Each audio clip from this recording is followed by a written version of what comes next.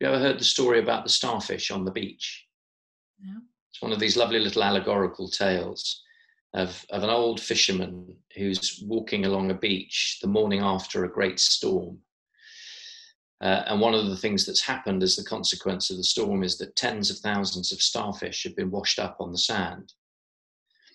And he looks further along the beach, and there's a young boy, and he sees him bend down and pick up a starfish and throw it out into the sea. And as he watches, the boy continues to do this, one starfish at a time. And the man watches him as he walks towards him, and eventually gets right up to him and surveys these tens of thousands of starfish. And as the boy throws the next one into the sea, he looks at him and says, "What's the point of that? What difference does it make?" And the boy bends down, picks up another one, and as he throws it, says, "Well, all the difference in the world to that one."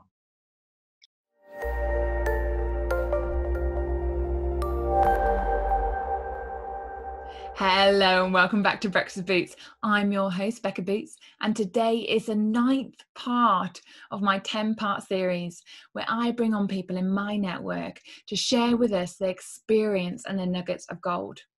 Now today is no exception because I have with me John Sutherland. Now John has had an extraordinary career.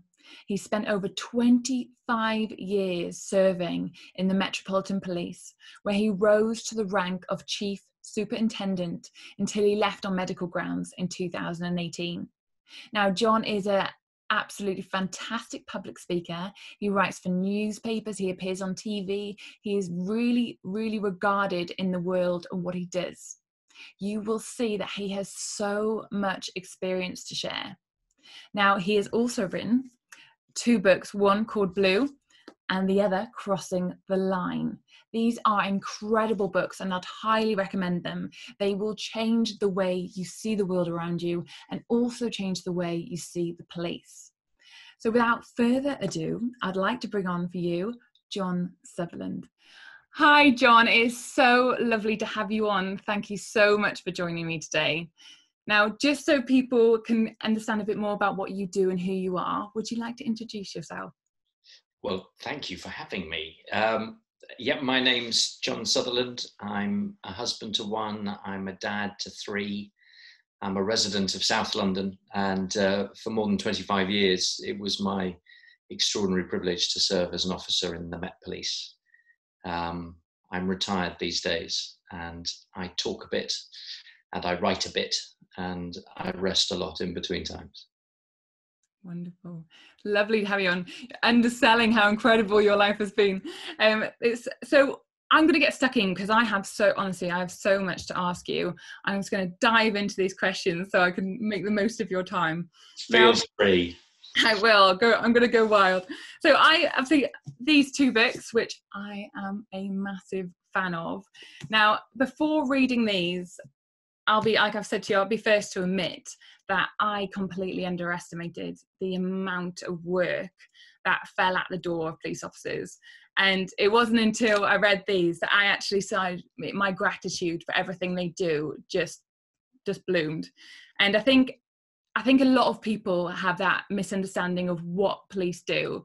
And something you mentioned in your book was how Theresa May once spoke out about what police should do, and the mission of police was to do crime, so reduce crime, and that's it, no more, no less.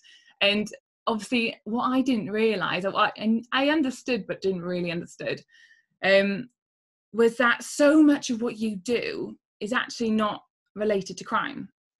So things like car accidents, like missing persons, mental health crisis, dealing with those. So much you do is not even taken into consideration, abuse, crime, murder, and all of that. So could you talk a bit more about that? Gosh, where to begin? I joined the police as a 22-year-old, and I was fairly clueless about the world. I was hopelessly naive, and I think I must have had a fairly sheltered existence up to that point. And it was being a police officer that introduced me to life as it really is and it really can be. I've often said in the past that the painful privilege of policing is to see all of life and all of death and everything in between at the scenes of crimes and car crashes and every other kind of catastrophe. And it offers this raw, unfiltered perspective on a world that is all around us, but for most of us is beyond our view and our experience. It's not that people don't care, it's just that people don't know.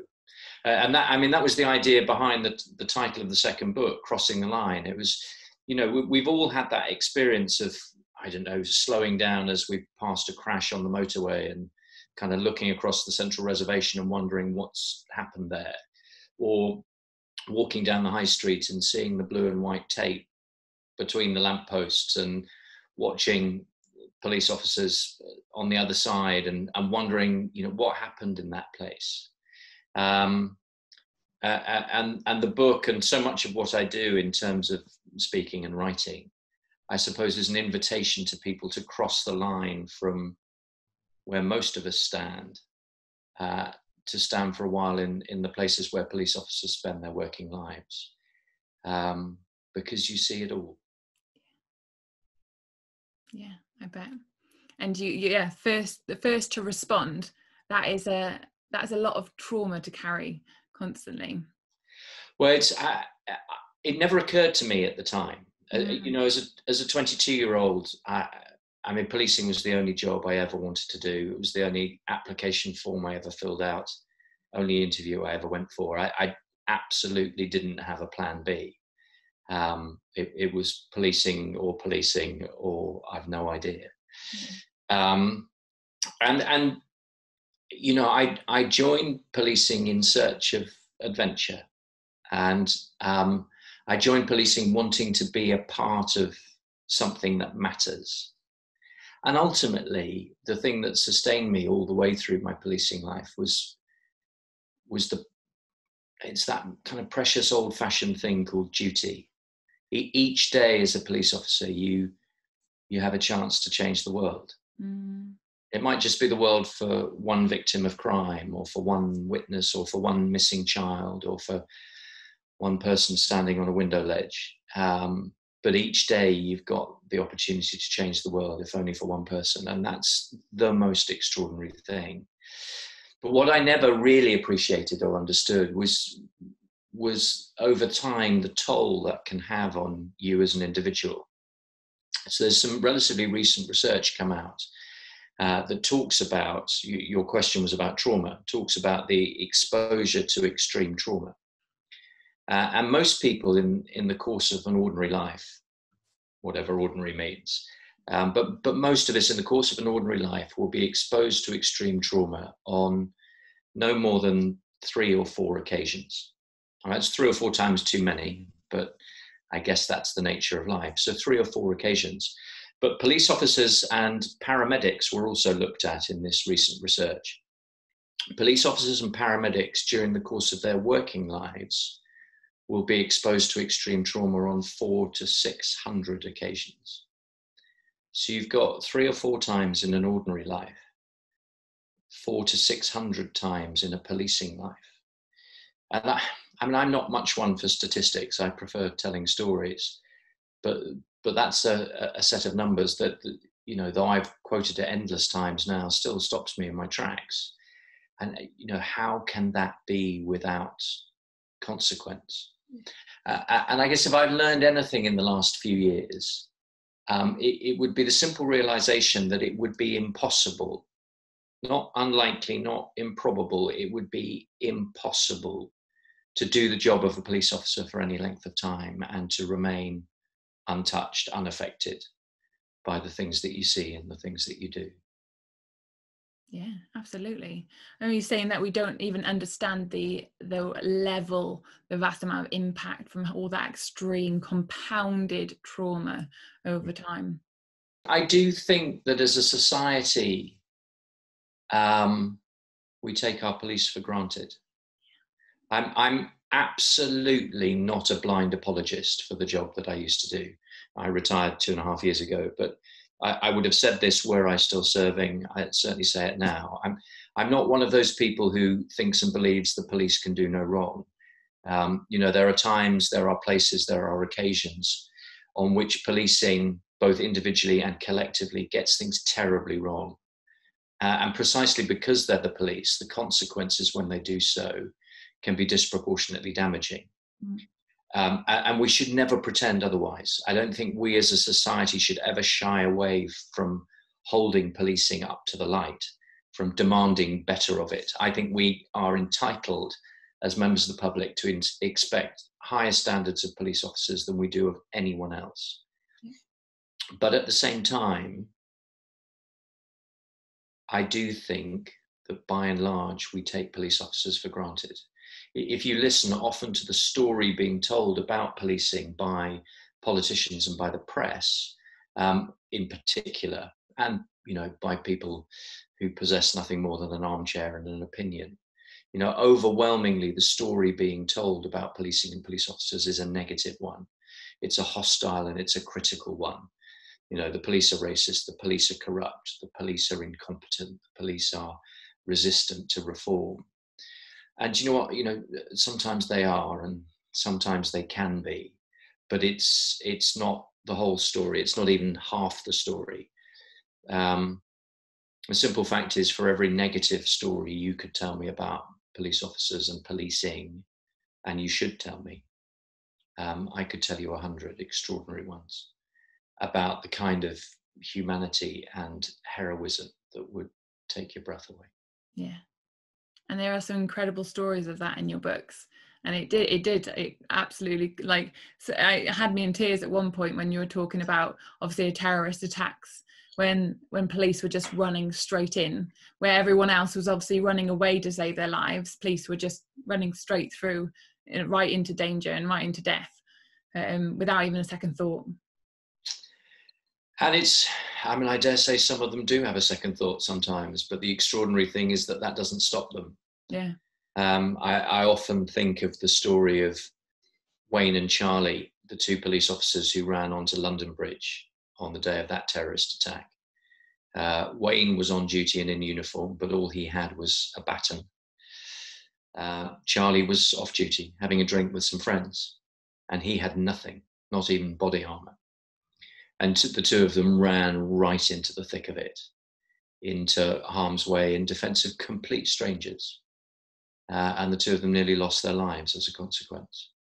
Of course, at Westminster, Keith Palmer did lose his life. And it's interesting that on the desperate days when those things happen, we do pause for a moment and remember to be grateful. Even the politicians and the press stop being critical for a moment or two and remember to show their gratitude. But within a day or two, the old record starts playing again. And I just think, and maybe I would say this as a retired officer, but as I say, I'm not blind to policing's faults. I just think that we ought to be a whole lot more grateful to the men and women who serve on our behalf. Yeah, I completely agree with that. And something in your book that you said, in your blue book, when I first contacted you, and you said about how it's so important that actually next time you see a police officer, just go and thank them for everything they do, because that will make such a huge impact. And I ended up doing that. As I told you, I was in a petrol station and I saw a police car and there was two officers there and my heart was pounding. I was like, oh, I've never done this before. I went over to them and thanked them for what they did. And it felt good for me. Never mind, I hope it felt good for them. So yeah, you've altered my opinion and my appreciation for police officers. It's the simplest thing, isn't it? There's a kind of a life lesson in there somewhere about just the simple expression of gratitude. That old-fashioned idea about counting our blessings. But when it comes to policing, it's remarkable how significant an apparently small gesture like that can be. You know, the nature of policing, I've often said in the past and reflected on the fact that on the whole, people don't tend to ring the police to say they're having a good day. They ring the police because something's wrong. Often something's desperately wrong. They ring the police on the very worst day of their lives, and in some cases on the last day of their lives. And so that's the nature of so much of the contact that policing has with society. It's in a place of crisis and trauma and pain. It's often in a place of confrontation and violence and hostility. And so the opportunity just to go up to a police officer sometimes where there's no conflict and no violence and no hostility, and just to be able to say thank you. It's so important. I was walking the dog in the park 2 days ago with my wife, and we did exactly that. There were some officers unusually out on foot patrol because there was a climate camp in our local park, and so they were on a local foot patrol. And we just went up to them to say thank you. And it's a good thing to do. Yeah, I agree.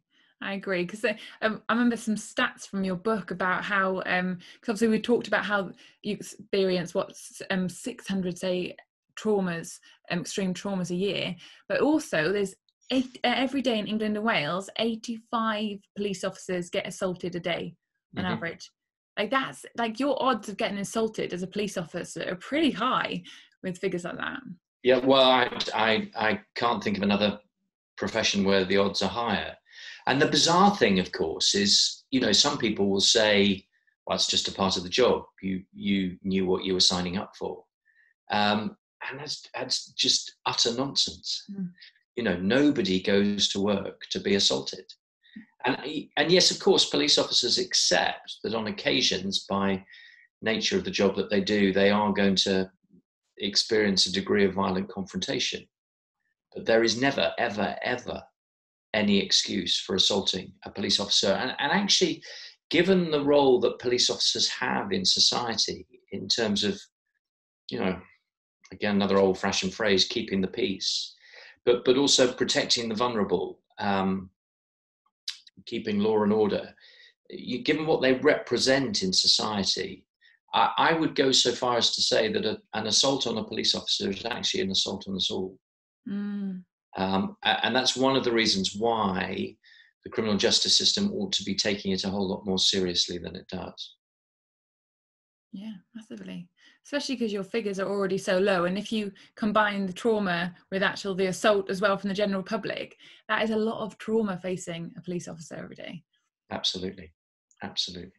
So what kind of support? So obviously we've, obviously all I do around the world of mental health, I normally think of things like Joe Public mental health, but what kind of mental health support do the police officers have, and where are the gaps in that? Well, the good news is that it's getting better all the time. But the truth is, you know, in the relatively recent past, there was almost nothing. So I you know, one of the reasons we're talking today, one of the reasons I wrote the book in the first place is because I was medically retired from the Met as a consequence of my own mental health. I had a nervous breakdown 7.5 years ago now. And at that point, this was early 2013, you know, there was very little in policing in terms of mental health provision and support. I mean, absolutely, we had an occupational health department. Absolutely, we had some counselling services. And there were some parts of the Met that were a little better set up than others. But broadly speaking, general provision was almost non-existent. You know, it's just not something we talked about. You got on and you did the job. That's what you signed up to do. You dealt with something terrible today, but at the end you dusted yourself down, and tomorrow you came back and you did it all again. And none of us, I don't think, really understood or appreciated the consequences of allowing trauma to build up over time. The good news is in the last 5 or 6 years, there's been a much more open and honest conversation in policing about mental health, reflecting a much more open and honest conversation in society. But policing is a very specific, particular working environment. And I do think, right at the top, chief constables are waking up to the realities of the consequences of what they're asking their officers to do and deal with on a daily basis. And really, there are three kinds of sort of welfare and more specifically mental health support that policing needs. Number one, and this tends to be the bit that we're better at, you need crisis care. So on the day something really terrible has happened, you need the immediate availability of crisis support, whether that's in the form of counselling or wider medical referral or whatever it might be. But you need that crisis capability so that on the day, God forbid, the bomb goes off or the terrorists strike or the tower block catches fire, on those days, there is the immediate availability of support for people who've dealt with things that are beyond the comprehension of most of us. Yeah. So that's the first thing. And some of that was available already, and it is getting better. The second thing, though, is the need for a much more routine form of care.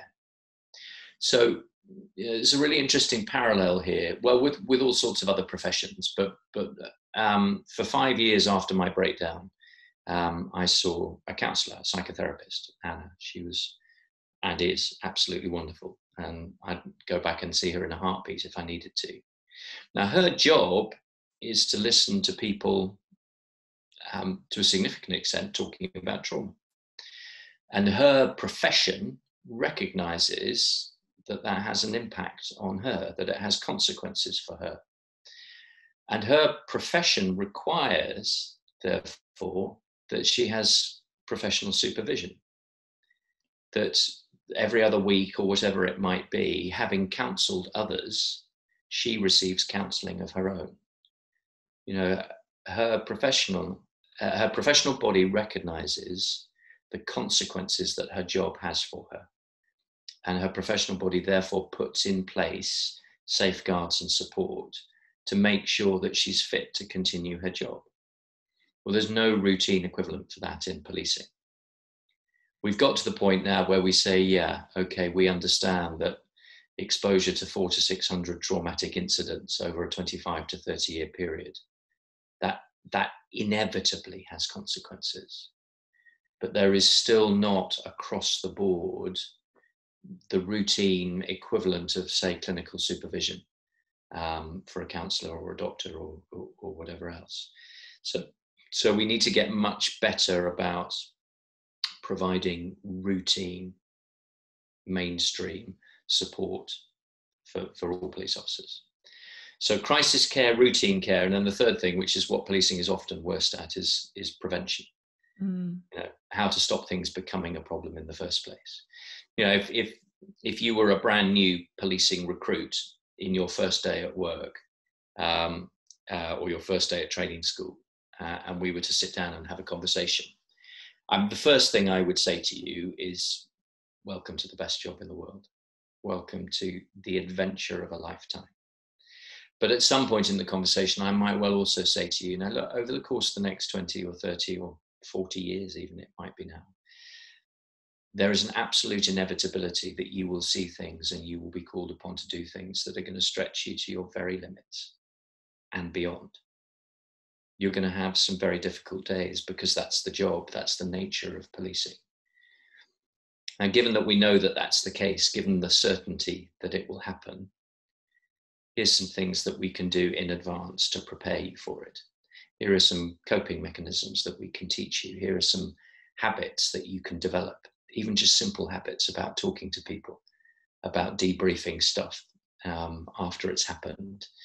And by the way, on the days when it's really, really difficult, here's a number that you can call 24/7, and this is the support that will be available to you when you need it.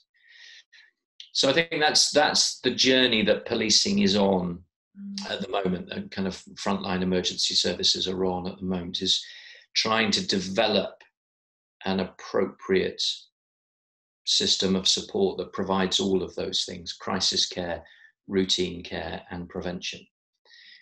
But of course, we're having this conversation at the end of a decade of austerity, and facing the prospect of a second decade of austerity caused not least by coronavirus. And all that we're talking about costs money, and costs resources, all of which is scarce. But I think, talking about an issue like this, anytime somebody is tempted to turn around and say to me, well, we can't afford to do that, my immediate response is, well, we can't afford not to. That's so true. That's so true. And that's the problem, isn't it? We think about the short term, that we can't afford it, rather than the longer term. Yeah. So you mentioned about how you obviously went through your own experiences in 2013, where you had a breakdown. Could you share a bit more about that? Yeah, I mean, anything that I understand about it is with the benefit of hindsight. At the time when it was happening, I did not have a clue what was going on, and that was precisely part of the problem. But I was early 2013, as I say. I was 43. I'd been a police officer for over 20 years. So I've been around the block a few times, and I was what was rather grandly called the borough commander for Southwark in South London. So that meant I was in charge of sort of uniform policing operations for that part of the capital. And it's a fairly lively place to work. Best job I ever had. I loved every single passing minute of it. But the problem was that I was starting to fall ill. In fact, starting to fall very seriously ill. But the additional problem was, as I've already alluded to, is that I didn't understand that that's what was happening. And there were sort of three elements to it, looking back now, that I recognize. The first was very much physical. I had back trouble and I had stomach trouble, but more than either of those things, I was just overwhelmingly exhausted. And listen, I'd worked shifts for 20 years, and at that stage, all three of our children were under the age of 10, and so tiredness was not an unfamiliar thing to me. In fact, it was pretty much a fact of life. But even so, this was unusual. It was beyond what I'd experienced before. Likewise, the back trouble in particular, that is, I understand much more clearly now, a specific symptom of stress. But it's something that had been a recurring problem for me over the years. And I just kind of shrugged my shoulders and went and got it manipulated by the osteopath. And for a couple of days, I was fine. And then it would be back to hurting again. But I just, my body was trying to tell me something, but I wasn't paying any attention, because there was a life to be lived and a family to provide for and a job to be done. And when you're a police officer, the calls don't stop coming. So my body was trying to tell me something. Equally, my behavior was trying to tell me something. It was only very subtle, but my behavior began to change a little bit. Very few people noticed. Only 2 people spoke to me about it, one person at work and my wife at home. But they were such subtle changes in behavior that nobody else really understood what was happening to me. And I didn't understand what was happening to myself. And that was enough, again, for me to ignore the signs. And then, having ignored my body and my behavior, my brain took over, and I started to experience just the most overwhelming, crippling levels of anxiety. And anxiety in and of itself, like tiredness in and of itself, was not a completely unfamiliar thing to me. There'd been lots of occasions in my life before, when I asked my wife to marry me, on the days our children were born, the day I had my interview to join the Met. Lots of occasions on which I felt anxious in circumstances where anxiety was perfectly natural and healthy.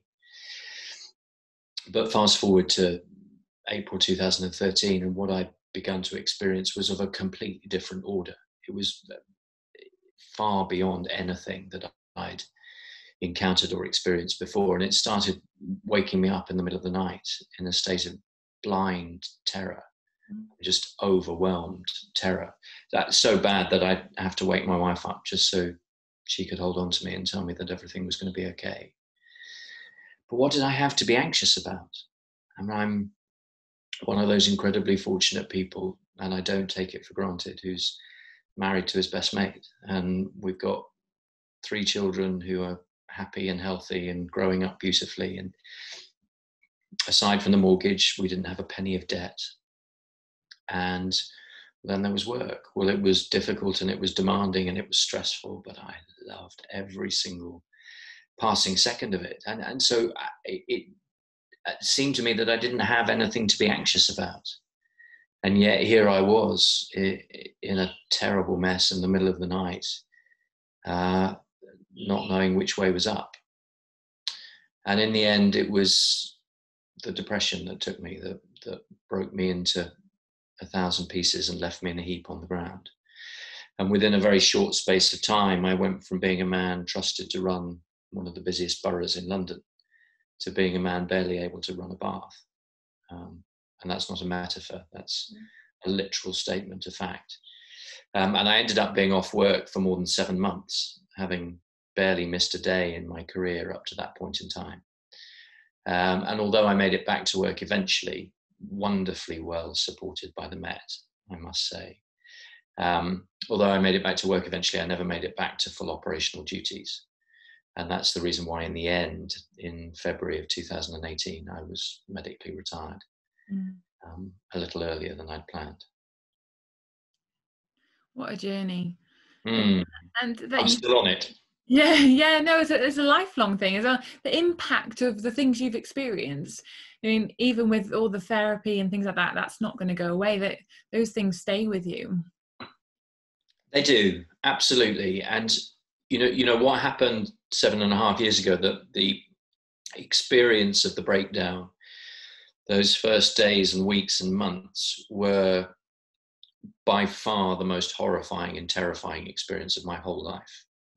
I mean, I run out of language to describe just how hideous it was. And you could offer me all of the riches of all of the kings who ever lived, and I wouldn't volunteer to go back and repeat that experience. But at the same time, you could offer me all the riches of all the kings who've ever lived, and I wouldn't volunteer to give up all that I've learned as a consequence and all the ways in which life has changed. I mean, none of it's gone according to any plan that I ever had. And yet somehow life is deeper and richer now than it was before. And I've ended up having a different set of adventures from the ones I'd planned, but they've been adventures all the same. And absolutely, it's a journey. And it's a journey I've been on for the last 7.5 years, and I'll be on for the rest of my days. Fantastic. Thank you for sharing that. And you make 3 really strong points about the fact that, it shows itself in your body, it shows itself in your behavior, and if you don't pick up those signs immediately, which is so easy to miss, that's when it just continues on and takes over the brain. Yeah, and it's, the science of the brain and the understanding of mental health is still in its fairly early days. We understand mental health far less well than we understand physical health. And everybody's experiences will be a little bit different, both in terms of symptoms and in terms of consequences. But I think broadly speaking, there is something in that. Our bodies are extraordinary things, and if we're paying attention, our bodies will tell us what's going on. Our bodies will tell us what they need, whether it's something as simple as I need a drink, or I need a meal, or I need to sleep. But I think so many of us are so busy living life at a flat out pace. The world just goes faster and faster and faster and faster, that we very rarely pause to listen to what our bodies are telling us, never mind our brains. Because I think it was Gandhi who said there is more to life than increasing its speed. But I'm not sure that any of us were listening. No, we're moving too fast to listen. That's so fun. Yeah, absolutely. And I think And I think, I remember in your book, you talked about how the way that we live life so fast is then reflected in the way that we expect solutions. Yep. And that, so it ties in really nicely actually, because I'd like to look at how in your books, everything that you've discussed and talked about, you encourage people to look behind, like the why behind the why. You encourage people, and you mentioned in your Crossing the Line book about an essay written by C.S. Lawrence called C.S. Lewis. Yeah, C.S. Lewis. Yeah, sorry, I'm mixing two little poets there. For the first things and second things. Yes. And how it's basically about the priorities. So, first things must always come first. And because we live in such a fast way, we expect from the police fast solutions. We expect, like you've said many times in your book about how when there's knife crime, people are like, have police lost control of the streets? And they're asking the wrong questions all the time. I'd love to know, do you talk a bit more about how we should focus on the why behind the why? Well, I borrow a phrase from a very brilliant writer and scientist and thinker called Michael Marmot. He wrote a book called The Health Gap that I quote in Crossing the Line. And he talks about the need for us as a society, never mind policing, but all of us in general, the need to understand the causes of the causes. So I use the example of Billy Smith, he's a figment of my imagination, but he's a teenage boy based on so many of the teenage boys that I came across during the course of my policing life. And in the example I give in the book, Billy is arrested at the scene of a fatal stabbing. And, it very quickly turns out that Billy was a member of a gang and that he was involved in dealing drugs. And in the immediate aftermath of the murder, all of the focus of the media and all of the questions in the House of Commons and all of the sort of populist attention will be on the things that are most obvious: knives and drugs and gangs. And so knife crime is defined as a crime problem. Billy is defined as a criminal. And the expectation is therefore that the police will deal with it and solve it. And in the short term, that's right. Knife crime absolutely is a policing problem. And saving lives is the greatest privilege or duty that a police officer could ever have. But if we limit the conversation just to that, and most of the time that's what the politicians and the press do, we entirely miss the point. Because we need to look deeper. We need to ask, well, how did Billy end up holding a knife in the first place? One of the reasons he joined the gang was because he had no job and no prospect of getting a job. Well, that's an economic problem. That's not a crime problem. But then we have to look deeper still. One of the reasons he didn't have a job was that he spent most of his teenage years and even younger excluded from school. Well, that's an educational problem. You look further back still into the neighborhood and the community that Billy was raised in, a neighborhood with high crime and low aspiration, where the available male role models are, broadly speaking, toxic ones. Well, that's a community societal problem. And eventually you get to Billy's front door and you look behind his front door and you find that all of the early years of his childhood were devastated by trauma. That he grew up in a home where his mum was repeatedly beaten by a succession of partners. And you begin to see that this thing that we defined as a crime problem, because that's what was most obvious and on the surface, actually has roots that lie far, far, far deeper. And my contention, and in this case, we're talking about knife crime, but you could talk about any number of other issues, and not just policing issues, societal issues, is you have to, it's like Russian dolls. You've got to peel away the layers until eventually you get to the heart of the issue.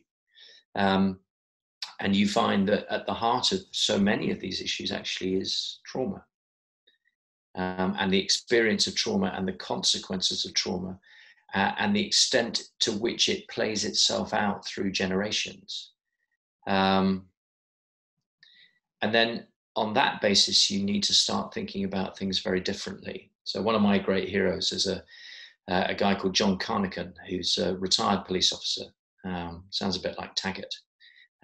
He is Scottish, and he's one of the founders of the Violence Reduction Unit up in Glasgow. And he's got this brilliant saying. He says, whatever the question, the answer is relationships.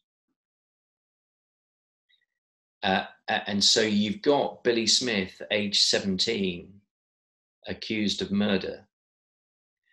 Well, in the short term, the only answer is to arrest him and put him behind bars because the safety of wider society demands that. But actually, that's locking him up isn't going to fix Billy, and it's not going to fix the problem. But relationships might. Yeah, that's huge. That's huge. And it's having that connection, isn't it? It's about get people going into gangs because they're looking for a family framework. They're looking for people that they can call home. Absolutely. Well, that leads to another of the things that I've learned from John Carnachan. You know, he points out that human beings, you and I, all of us, we're born connected.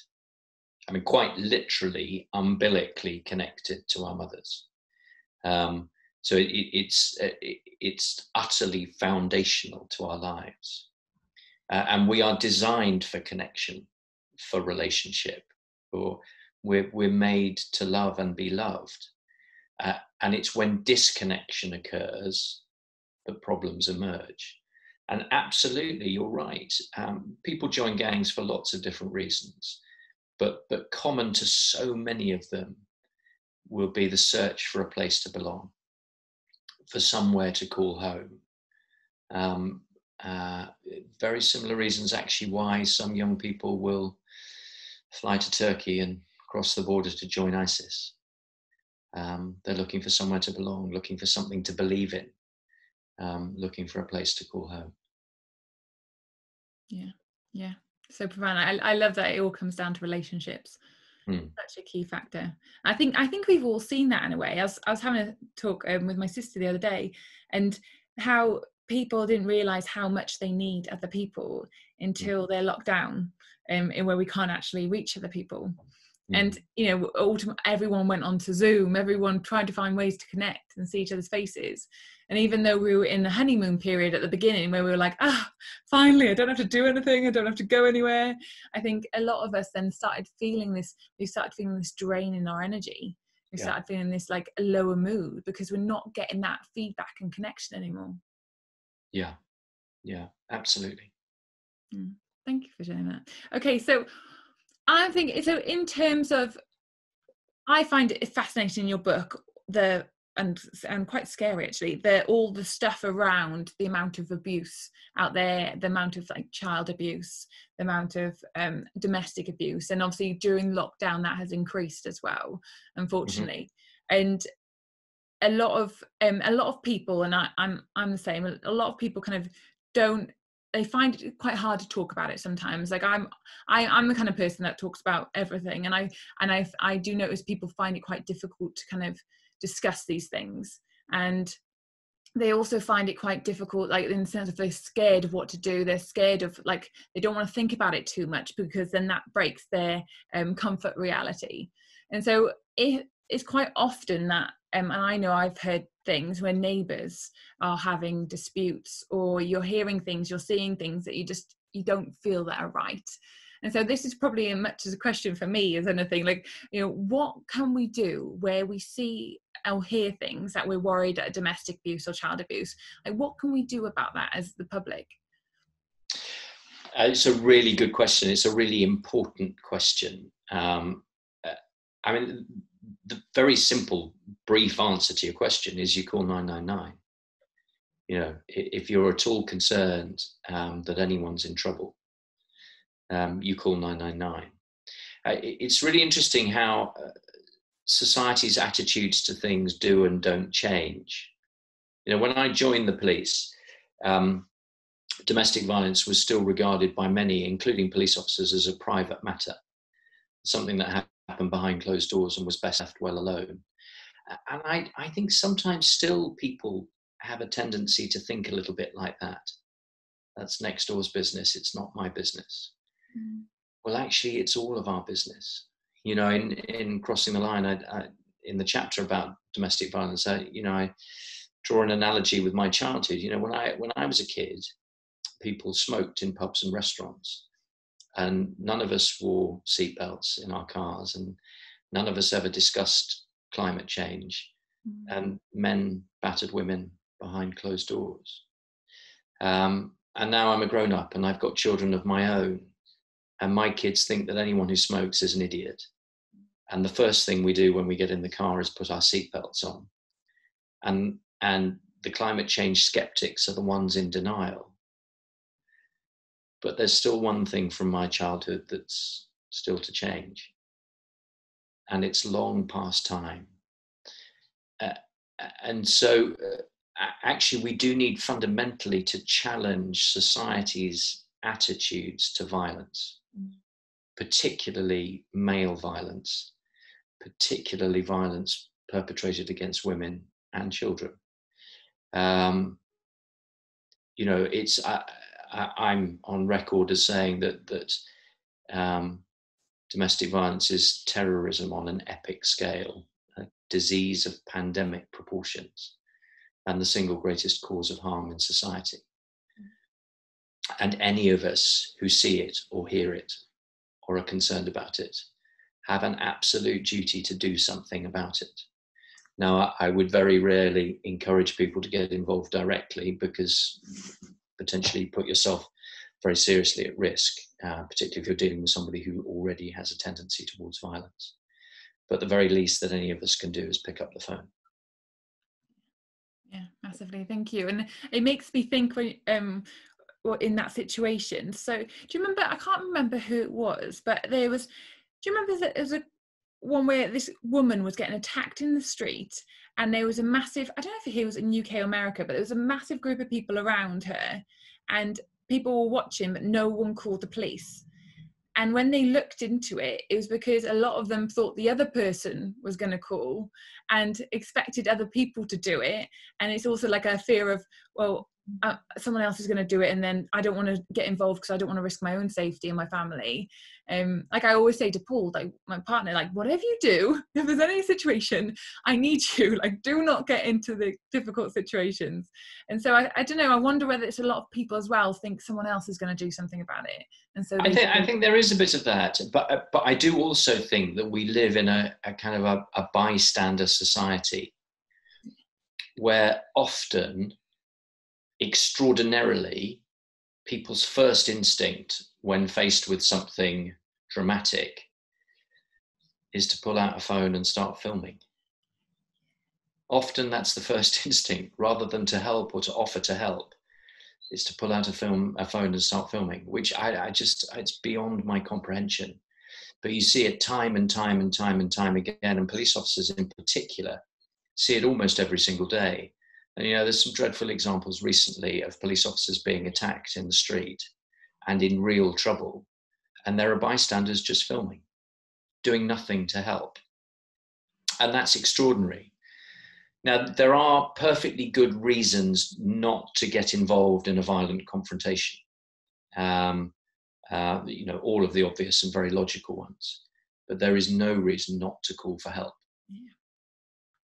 Yeah, no, I completely agree. And not to presume that someone else is going to do it, because you're better off having, and I spoke to someone else on my podcast before about adverse childhood experiences. Mm-hmm. And the reason that she was saved from a very violent home was because 4 people rung up Childline to report that they were worried. And it's that collection of people ringing up that's actually really helpful sometimes. Absolutely. Absolutely. So obviously in your book as well, you talk about how the government, we've touched on it before as well, with austerity, and how the government has basically crippled the levels of support available because of the constant cuts, and obviously the misunderstanding about how valuable police are in society. And something I like that you say in your book is, if it's not police, then who? Like, who is going to do this? And so what can we, obviously we have our voting rights, we have, but our understanding is probably quite limited and tainted by the media. So what is it that we can do?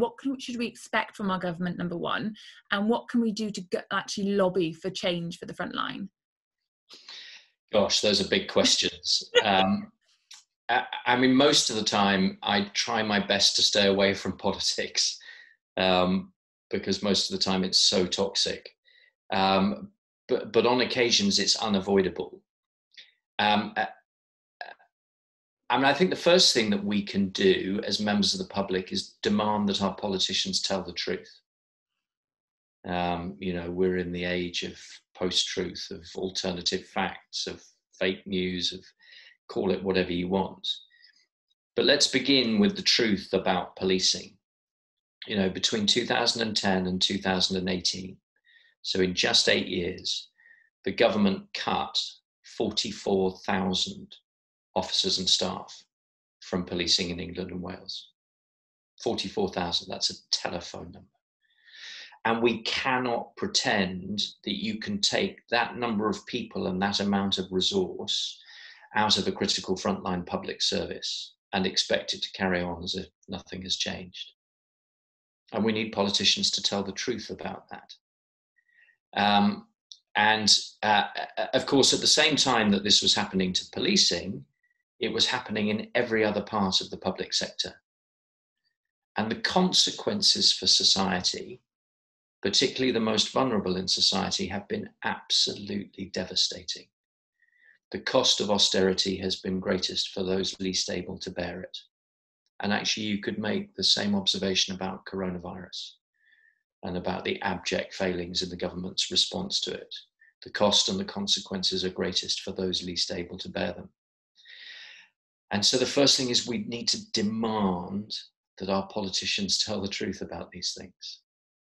The second thing is that we need to understand, and this is what Crossing the Line tries to do, is understand what's really happening out there, and therefore what the answers might be. So we need to get beyond the kind of the sound bites and no substance, dismiss everything in a single tweetable phrase and say, actually, knife crime or domestic violence or child abuse, international human trafficking, these things are difficult and messy and complicated. And if we want to avoid the madness of history repeating itself, we've got to develop a better understanding of what these things are and why they happen. And then we've got to act on that basis rather than on the kind of recurring basis of this sort of crippling short-termism that we as a society, but our politicians in particular, are trapped in.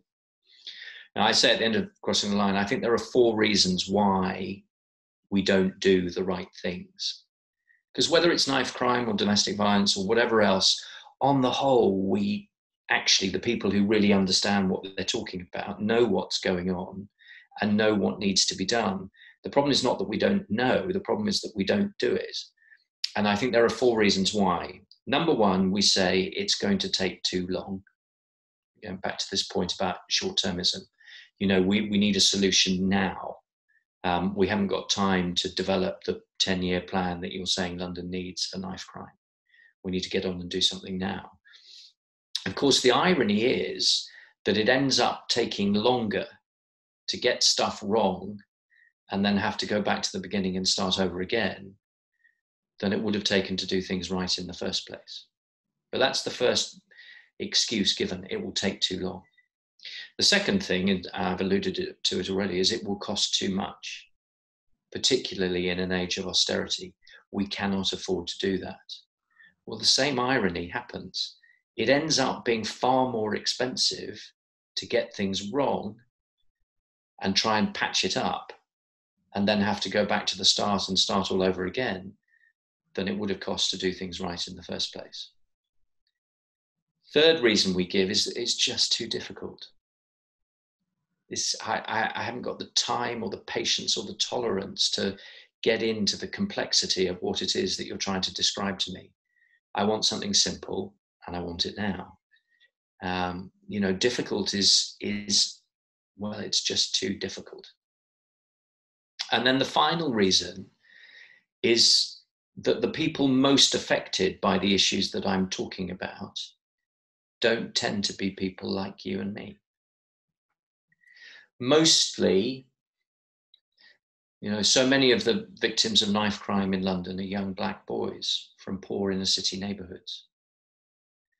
So many of the victims of child sexual exploitation are white working class girls from towns like Rotherham and wherever else, or much further afield, kids from Eastern Europe or from Southeast Asia. People without a voice, without influence, without profile.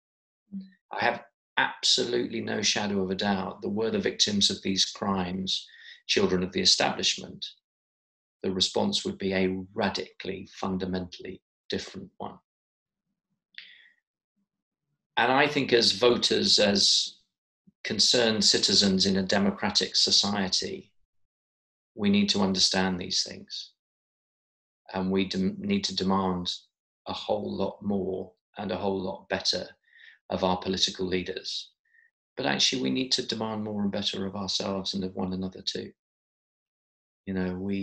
We so often resort to that which is most comfortable rather than that which is most important.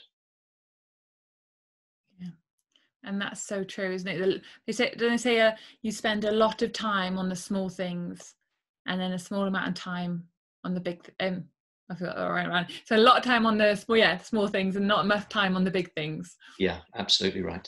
Yeah, thank you. And on that, like, so obviously taking responsibility ourselves and trying to ask more of ourselves is such an important thing, because we get so distracted by our immediate, what's going on at the moment, our immediate crisis with our children or whatever, and then we just get distracted from actually there's bigger things going on.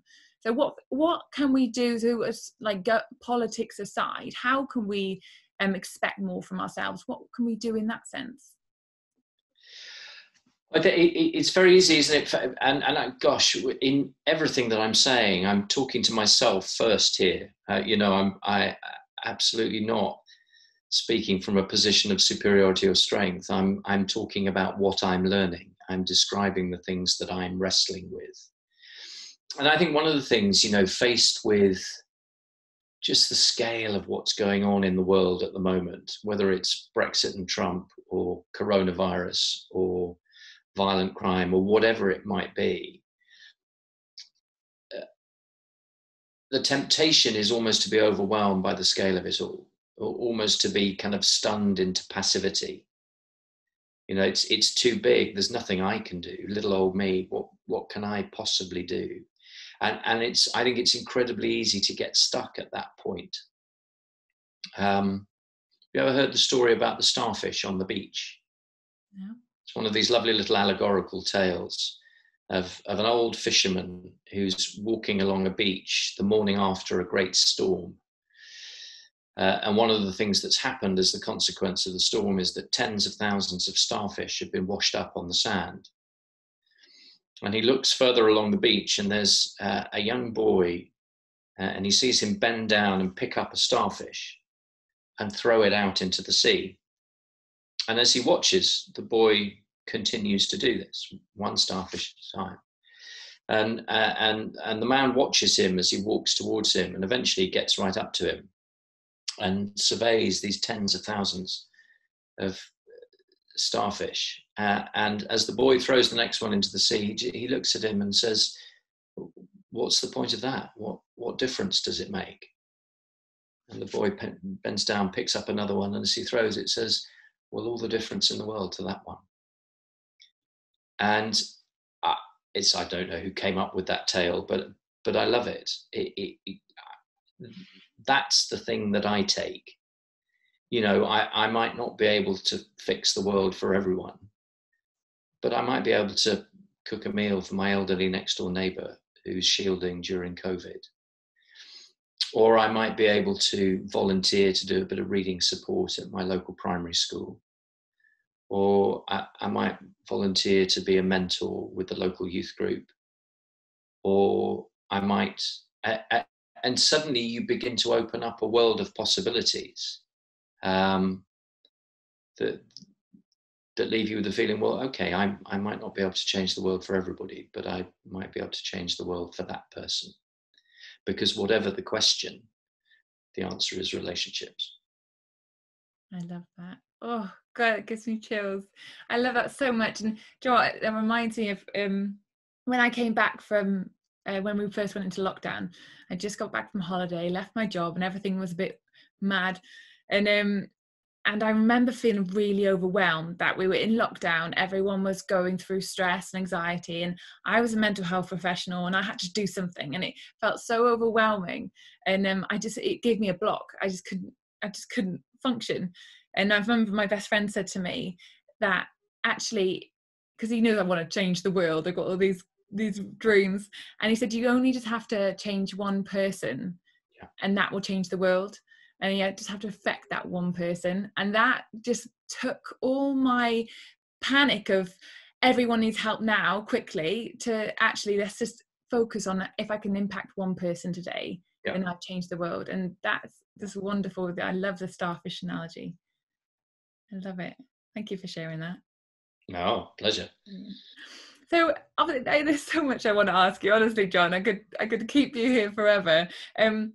I was thinking when I was trying to think of all these questions I had, I thought, do you know what is the one thing I haven't asked you about that you would like to talk about?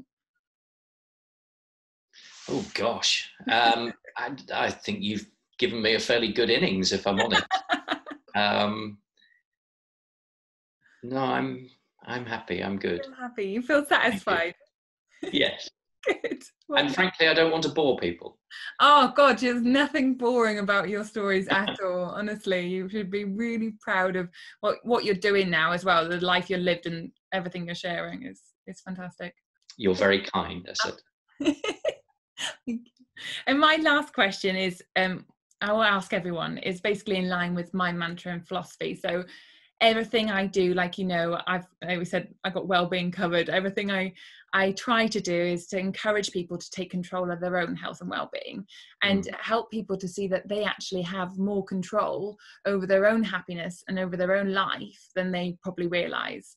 So something I always ask is, what if there was one thing someone could do today to help improve their health and well-being, what would you recommend it to be? So I often say to people on this sort of thing that I'm no expert at all. I'm just a man with some stories to tell. So I can tell you one or two of the things that I do that help me, and people can do with that what they will. I think finding ways to be kind to ourselves is something that doesn't necessarily come naturally. I'm not talking about finding ways to be selfish. I'm just talking about finding ways to be kind. I find I'm often liable to be kinder to other people than I am to myself. And sometimes just giving myself a break. I've got a wonderful older than me American friend who's been a sort of mentor figure to me for probably close to 30 years. And he's a lovely, wise man with 3 grown-up daughters. And he's just one of those people who it's you feel better for having spent time in his company. And I remember him saying to me, and I've never forgotten it, 25 years ago, probably, and I'm now going to attempt a dreadful American accent, but it's relevant to the story, so forgive my terrible attempt. But I was talking about something, this, that, or the other, and he just looked at me and said, "Johnny, don't shut on yourself." And I remember being really surprised because I'd never heard him swear before. And, he was this sort of upright, righteous man. And I was kind of taken aback that he'd sworn at me. Except that he hadn't. I'd misheard him because of his accent. And what he'd actually said to me was, "Johnny, don't should on yourself," which I have and still have a tendency to do all the time. And I think we all do. So I should. I should be a better man. I should be a better husband. I should be a better dad. I should take more exercise. I should read more books. I should watch less trash on the TV. I should have a healthier diet. I should get up earlier in the morning and kick on with the day. I should.